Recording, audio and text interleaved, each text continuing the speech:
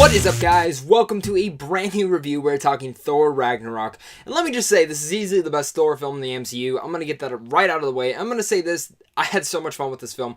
There's a lot of great things in Thor Ragnarok, and I do have my cons. I don't think this is a perfect film, and in my opinion, I don't think it's the best MCU film. It is higher up on the list for me, at least, and you'll get that in my ranking video later this week. But I want to talk about Thor Ragnarok and tell you guys how much fun this film is and all the amazing things in here. I'll start off with saying this. If you guys have ever seen any of Taika Waititi's films, you totally know when it's his film because he has this weird stamp to those films with the energy, the energetic, the comedy, and even the look of the film, and you feel that in Thor Ragnarok. This really does feel like a Taika Waititi film, especially since he plays Korg in here, which I think a lot of people might have a problem with, but I loved Korg. I thought he had some of the best comedic elements in here, but some people might have a problem with him, so I'm going to put that out there as well. But of course, you know, Chris Hemsworth returns as Thor, and this is easily his best outing as Thor. He's fantastic as Thor. Going back to Tom Hiddleston as Loki. Loki is even great in here as well. Anthony Hopkins he's Odin. He's not in it a lot, but he's in there. Of course, Idris Elba as Heimdall gets some more stuff to do, which is one thing that I kind of praise the film for doing, because even though he's not a huge part of the film, he gets more stuff to do, and he's just a total badass, of course. And I mean, we can't forget to talk about the big green guy, the Hulk. The Hulk returns. Mark Ruffalo is here, and let me tell you, it's cool to say this because we don't see a lot of Bruce Banner particularly, and when we do, Mark Ruffalo, of course, is great, but we see a lot of the Hulk, and he can actually talk now. He's kind of like a 2-year-old, and the Hulk brings some of the best comedic edge to this film, as well as Chris Hemsworth banter with him and Loki and all the other characters we get in here, but the Hulk is one of the big standouts of this film, because of course, it's kind of like an adaptation of the Planet Hulk. I won't go to far as say that is Planet Hulk, but it does reference Planet Hulk, I guess. It is references, so if you've ever read those comics, you know what Planet Hulk is. Just don't go expecting that this is a total Planet Hulk film, because it's not. But when we get those elements of Planet Hulk, let me tell you, Hulk is a savage. He is such a badass, and those fight scenes with him are just great. That Thor and Hulk fight scene was just awesome to see on the screen. I love seeing it because it was actually really well done, and there is some good comedic edge in that whole scene of tension, and it's just great to see. But then I can't forget to talk about the newcomers, of course. Jeff Goldblum appears as the Grandmaster, who's also the brother of the Collector. And I was kind of skeptical about Jeff Goldblum coming in, but I mean, he does his Goldblum-isms in here that we see in other films, and he's awesome as the Grandmaster. He's funny. I just loved seeing Jeff Goldblum in here, and I hope we get more of him later down the road in the MCU, because he was great. Hela, played by Cate Blanchett. She is the villain in here. And is she a bad MCU villain? I'll say this. She's not a bad MCU villain by any means. I actually think she was actually pretty well done. But the thing is that it's just a story that was written for her. She didn't get a lot to necessarily do. When she's on the screen, she's menacing. She's badass. And she easily could have been probably the best MCU villain. But I felt like she kind of lacked in really getting nothing to really do besides destroy and rule over Asgard.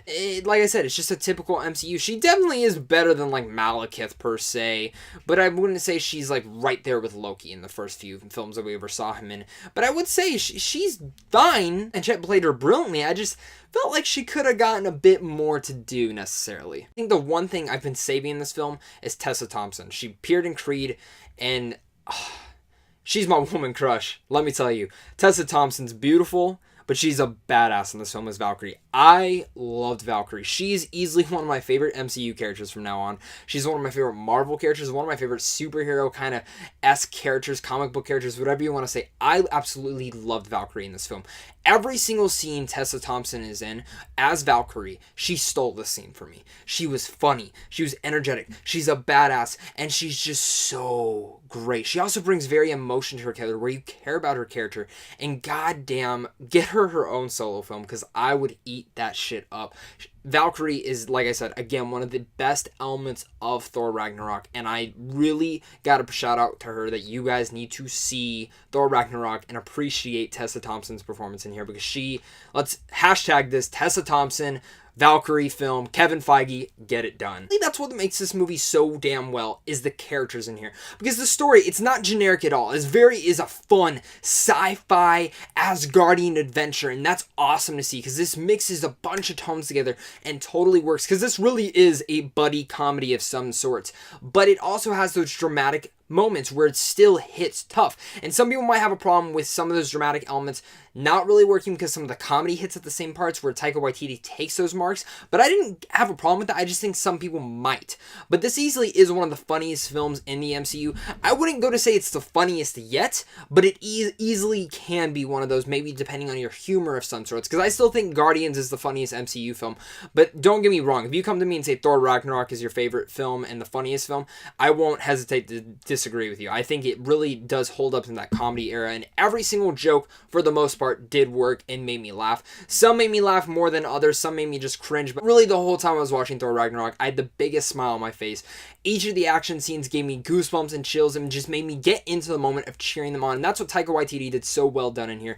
The action is some of the best in the MCU. I think Thor deserved that. The first 5 to 10 minutes in this film are brilliant and some of the best that I've ever seen in any film this year. They got me so hyped into the moment that I was so ready and on board to see this film, and I absolutely adored every single second of Thor Ragnarok. From the score, which I think is some of the best in the MCU again, from the cinematography, from some of the imagery being painted like a picture from Picasso. Just brilliant right there. I think this film works because of the characters, the story that's being told, and some parts could have been fixed with the villain, but I'm totally not going to bash it because this film was a great time. We could have gotten a bit more of Sakaar, the planet that we go to see Hulk, but you never know. Maybe we'll get more elements down the road. Maybe it's just because I really have more appreciation for Hulk after seeing this film. I loved what they did with Hulk. I love what they did with Thor in this film. I think Thor is a total badass, but really Valkyrie is one of my favorite things of this whole film.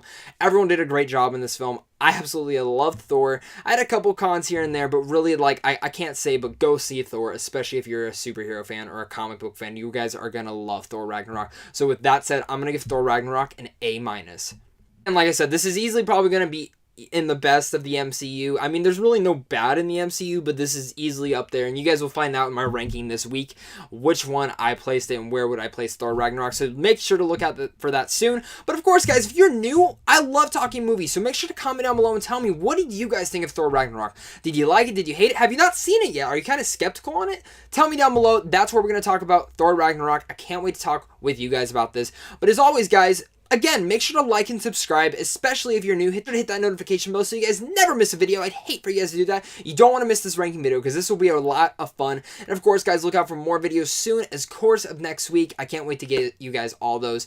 And I might be doing a little video game streaming soon, so make sure to look out for that as well. But as always, stay classy and have a great rest of your day.